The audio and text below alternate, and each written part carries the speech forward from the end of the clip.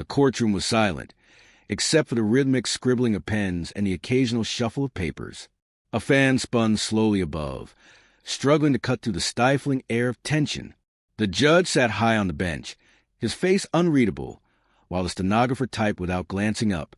I sat on the left, dressed in a charcoal gray suit that now felt like a prison uniform. On the right, she sat Alina, my wife of 7 years. Or rather, the woman who used to be my wife. Today, we were strangers under oath. Alina looked flawless, as always. Her black hair was tied in a low bun, and the emerald blouse she wore was the same one I bought her for our 4th anniversary. That detail twisted something in my chest. Was she wearing out of irony? Or was it the only formal thing she had left after moving out? The lawyer cleared his throat and continued reading from the documents. Mr. Rayan Malik is hereby seeking dissolution of the marriage on grounds of irreconcilable differences and emotional abandonment. Her attorney interrupted, and Mrs. Alina Malik has counterfiled citing infidelity and emotional manipulation. A gasp came from the small gallery behind us. Probably her sister. Maybe mine. I didn't respond. I hadn't flinched all morning. I had trained myself not to. Months of arguments, sleepless nights, and silent treatments had hardened me. But then she stood up. "I want to say something," she said sharply. The judge, annoyed but curious, raised an eyebrow. "This isn't a criminal trial, Mrs. Malik." She turned toward him, her voice rising.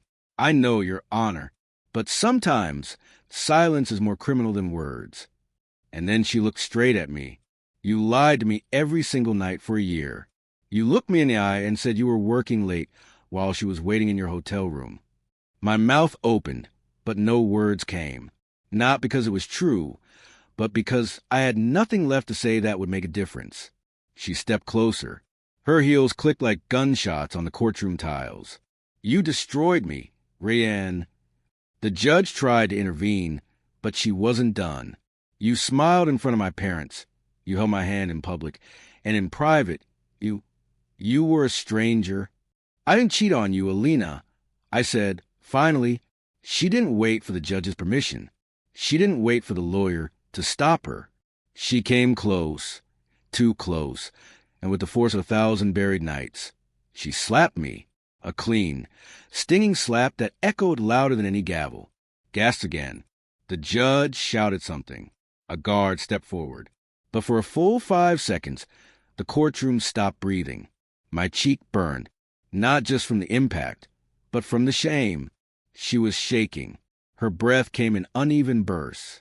Her eyes, those eyes I used to wake up beside, were glassy, not from weakness, but rage long buried. The bailiff guided her back. The judge warned her, then moved the session into recess. But none of that mattered, because that slap, public, painful, and real, was a final chapter in a book we'd both been writing with passive aggression and broken promises. Outside the courthouse, people stared. Reporters murmured. Friends avoided eye contact. My lawyer muttered something about a possible contempt of court charge. I didn't care. The slap hadn't broken me. It had freed her. And deep down, even as my pride throbbed with the sting of her palm, I knew maybe that was a justice she had truly come for. The courtroom emptied slowly. Alina didn't look back. I sat alone at the defendant's table, the heat from her slap still fresh against my skin. My lawyer leaned in. She could be penalized for that. Physical assault, even in court, but I shook my head. No, let it go. He looked at me like I was insane. Maybe I was. Or maybe, for the first time, I understood that justice doesn't always wear a robe. Sometimes it wears heartbreak. The days after, I didn't go back to work that week. Didn't return calls. My phone buzzed constantly.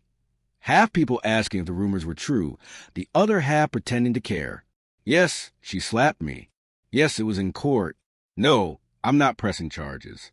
But the part they didn't know? That slap wasn't just rage. It was a scream bottled up for years. And maybe I deserved it. I sat alone in the apartment that still smelled like her perfume, with furniture we picked out together. Every drawer I opened had a ghost inside it.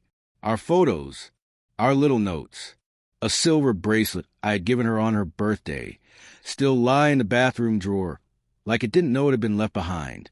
Alina aside, a week later, her lawyer sent a message.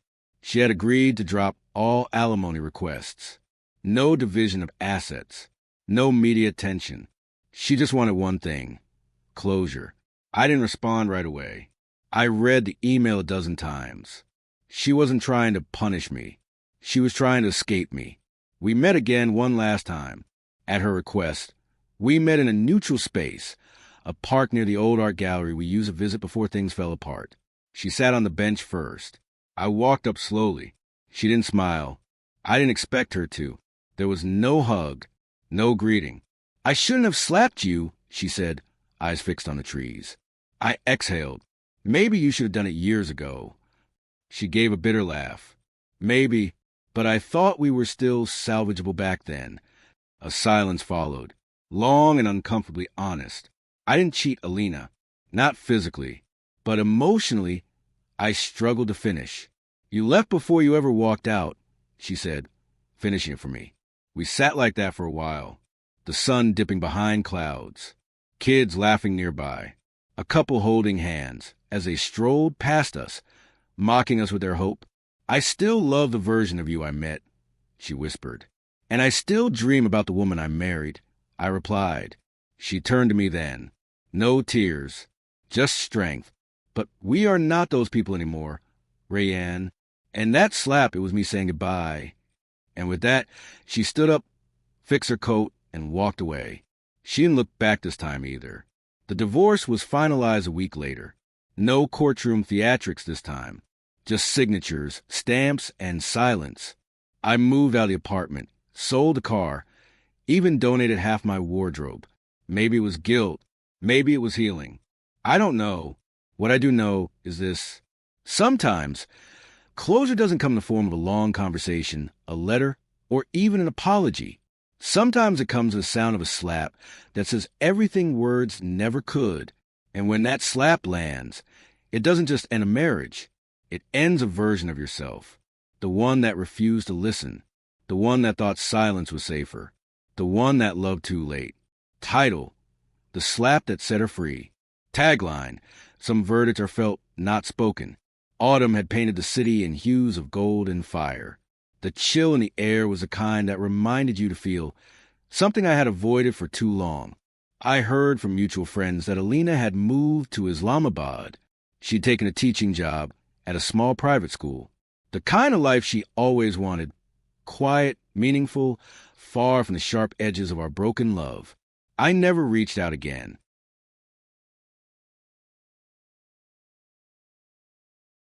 There were moments when I drafted messages I never sent. Apologies she no longer needed. Memories I still carried. But I knew she'd already let go. That slap was her final word in a language we never learned to speak: honesty. I started therapy, rebuilt pieces of myself I didn't know were fractured. I learned that love without presence is abandonment, and silence in a relationship is the loudest form of cruelty. One rainy evening, I returned to courtroom, not as a party, but just to watch a case. It was a divorce hearing. Two strangers arguing over furniture, custody, and betrayal. And in the middle of that storm, I finally understood. Alina didn't slap me to shame me. She slapped the version of me that stopped fighting for her. She slapped the ghost of a husband who had left long before he packed his bags. It wasn't violence. It was resurrection. For her, for me. As I walked out of the courthouse that day, I paused at the steps and whispered to no one in particular, "Thank you, Alina."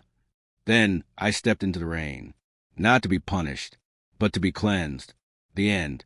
Title: The slap that set her free. Tagline: In the echo of a slap, some men hear their final chance to change.